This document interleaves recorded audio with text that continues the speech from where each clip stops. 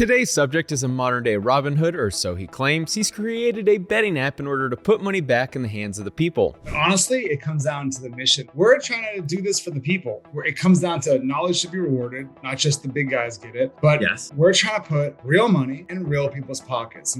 I don't believe you. Even if I did believe him, thinking a betting app would result in the average person winning money is laughable. Despite this ludicrous claim, the app actually sounds fun. Too bad it doesn't exist anymore. Apps disappear all the time, but this one has users up in arms, claiming the company stole hundreds of thousands of dollars from them. Worse yet, this company has big Silicon Valley money backing them. They could easily pay out their customers, but they haven't. One customer is suing them for $1.2 million. BuzzFeed is suing them as well. It appears with the help of Google, they may have tried to scrub the evidence from the internet, but they can't hide these lawsuits, and I'm not letting them off that easy. Let's dive in.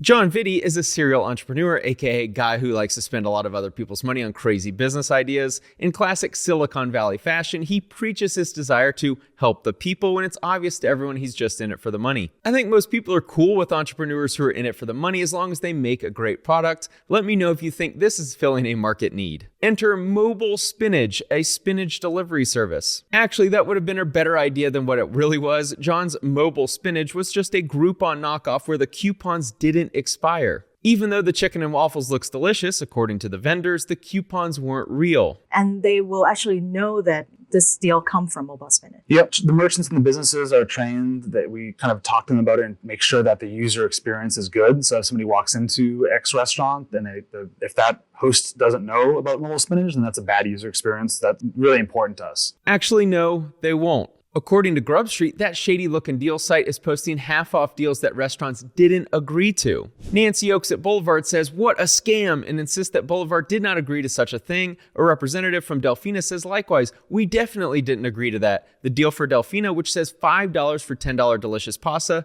is the featured deal at the top of the site." Grub Street followed up with Miss McDonald at Mama's, who said that a regular customer had alerted her that they were the featured deal on the site that morning, and she immediately called Mobile Spinach to ask them to remove it. She says she spoke to what sounded like a college kid sitting around in his boxer shorts taking calls, and that he insisted that someone at the restaurant must have clicked an accept link in an email that was sent to them. I assured him that I managed all the email inquiries and had not accepted anything, and also questioned the legality of it, says McDonald. How could they offer a deal without my signing any sort of contract with terms? Totally ridiculous. John Vitti isn't a total disaster. He's actually sold 2 companies in his career. One was a stylish men's underwear called Artificial Flavor, which I'm sure was quite successful in San Francisco. The other was an automated sales software called Merchant Atlas. But 2 successful exits doesn't absolve him of stealing money from his customers, which we'll uncover in his company with the most controversy, Versus Game. This is a versus game, where you basically get paid for being right.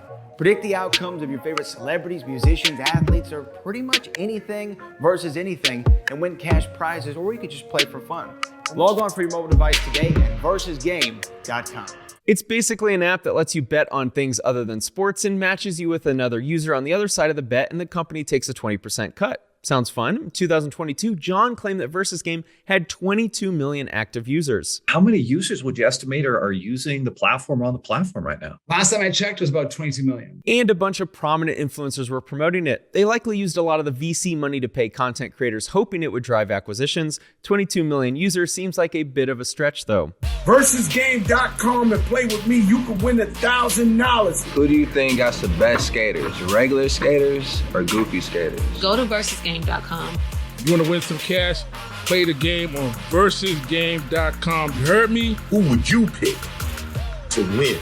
You tell me. Go to versusgame.com and let us know. The game was allegedly extremely popular, but as of right now, it's a ghost. It's gone from the app stores. All I could find was this unrelated game. The website is still active, but when you go to it, there's nowhere to sign up or download anything. It appears Versus Game has pivoted to a business-to-business product that taps the power of proprietary AI to gamify content, making fandom fun and rewarding and increasing engagement, retention, and revenue for our partners across entertainment, news, sports, social, and search. Basically, they removed their app with betting and pivoted to interactive polls for their partner companies. You would think people would notice a game with 22 million users disappearing, especially with their money on the line. You don't want to take any risk with your money on the line. Hackers will steal your identity and try to empty your bank account. That's why I partner partner with today's sponsor, Aura. It's a really important time to be talking about Aura because hackers may have stolen the social security numbers of every American. Over 2.9 billion records were stolen from National Public Data, which offers personal information to employers, private investigators, staffing agencies, and others doing background checks. These stolen records include a person's full name, address, date of birth, social security number, and phone number, along with alternate names and birth date. And members of the hacker group have reportedly released this information for free online. If you weren't taking precautions with your personal information online before, this should be a huge wake-up call. You've never been more vulnerable online than you are right now. But I'm not too worried about it because I use Aura. I'd constantly wonder how these scammers got my information and what they could actually do with it. The frequency of these spam calls and texts was insane, and it left me feeling vulnerable. But now with Aura, I have peace of mind. Those scammers are just wasting their time because I know I'm protected. Aura alerts me if they find my phone number, email, or social security number on the dark web. They're going to let me know if anyone tries to use this information to access my credit or bank accounts. They give me up to $5 million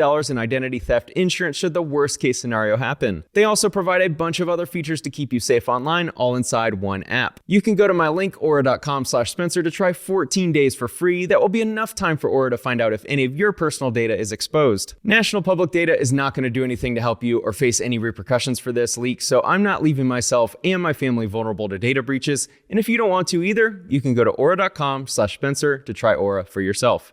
A Google search seems to yield only PR puff pieces. They wiped their Instagram account. Their main subreddit has been scrubbed and the user-created one is private. Both are tiny. I can't find reviews of Versus Game anywhere except 3 on Better Business Bureau, and I may know why.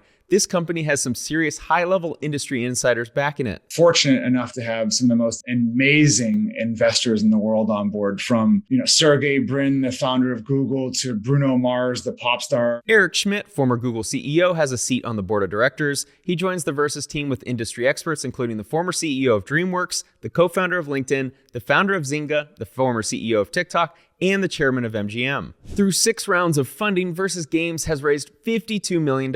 That's some heavy hitters, but having the founder of Google as an investor and former CEO on the board is most interesting. I thought this kind of thing only happened in TV shows, but at least from my personal search, it appears as if Google scrubbed the negative search results for the search term Versus Game scam. So we're going to alter the search algorithm? The fundamental neutrality of the Hooli search algorithm? Here's the Bing search results for Versus Game scam. As you can see, the Bing search yields BBB complaints, the BuzzFeed lawsuit, and Reddit complaints on the first page. Meanwhile, on Google search, none of these are to be found. I use private browser windows for both. DuckDuckGo and Yahoo return similar results to Bing.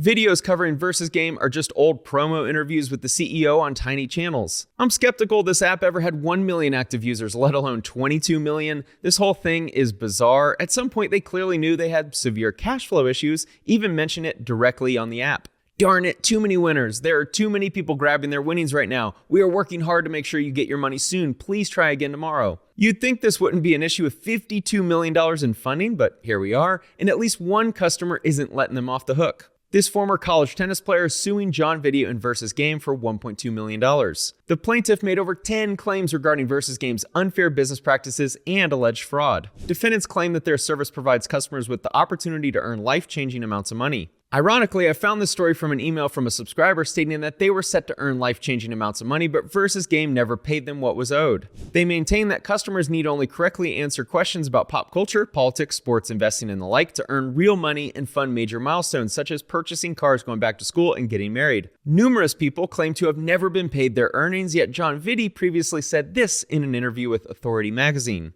Since our inception, we have given back $17.5 million in cash prizes. Users have used their cash prizes to help pay for their weddings, buy new cars, go back to school, and more. It's been so incredible seeing people not only utilizing the app, but actually winning big and helping fund major life milestones. Relying on defendants' representations, plaintiff left a high-paying job and spent hundreds of hours using defendant's service full-time. I'm not so sure leaving a high-paying job to bet on when Travis Kelce will propose to Taylor Swift is the best idea, but plenty of people leave jobs to start YouTube careers, so sure, why not? Plaintiff skillfully accumulated hundreds of thousands of dollars in earnings. Well, looks like his gamble paid off. Without notice, defendants imposed steep limitations on the amount of money plaintiff could withdraw from his account. Defendants have unlawfully imposed a withdrawal limit of just $200 per week. At this rate, it would take decades for plaintiff to withdraw the remainder of his earnings, which presently total over $290,000. I'm guessing they were trying to navigate around a legal loophole where they could show they were paying out the earnings, but anyone can see the fraud they're pulling. Previously, the defendant was able to withdraw up to $25,000.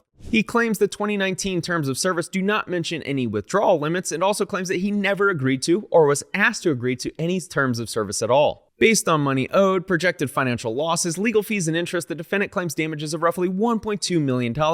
This may sound like a lot, but settling this out of court would be quick, easy, and cheap for Silicon Valley titans with millions invested in the company. Other customers have also expressed their frustrations online. The current value of my account is $123,000. Versus Game does not allow you to withdraw funds from your account to a reasonable degree. Currently, users are only able to withdraw $50 a week from their account, and it must be withdrawn in the form of a gift card. I won a little more than $15,000 off Versus Game. However, they are refusing to pay me the full sum in a lump sum.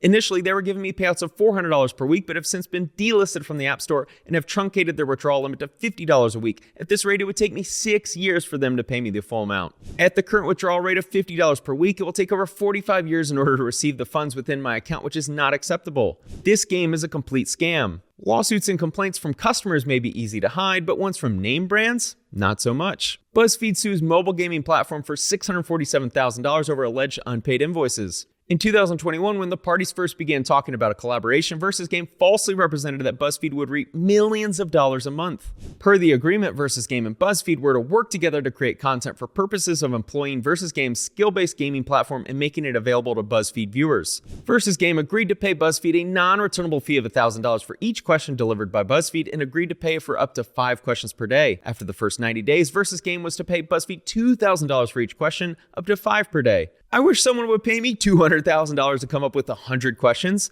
I get that BuzzFeed still has a user base worth tapping into, but it seems kind of silly to pay them for questions. As it turns out though, Versus Game never actually paid them. Throughout the parties' relationship, BuzzFeed sent regular and repeated requests for payment of its invoices and received no response. Instead of paying the invoices due, John sent this reply. As of today, we are going to terminate our relationship under the current structure of us paying you this money. The last invoice month date is today. Consider this email our official termination of the existing contract. This is a hilarious statement. Imagine calling up your credit card company and saying, I'm going to terminate the current structure of me paying you money for this credit card debt. Unsurprisingly, BuzzFeed felt the same and filed this suit. BuzzFeed believes they are entitled to damages in the amount of at least $647,000 together with interest, costs, and any other relief the court deems just and proper. Because all these people are claiming they have a life-changing amount of money just sitting in their account and they're not recouping, what do they need to do, Teddy KGB? Pay him. Pay that man his money. Thanks for watching.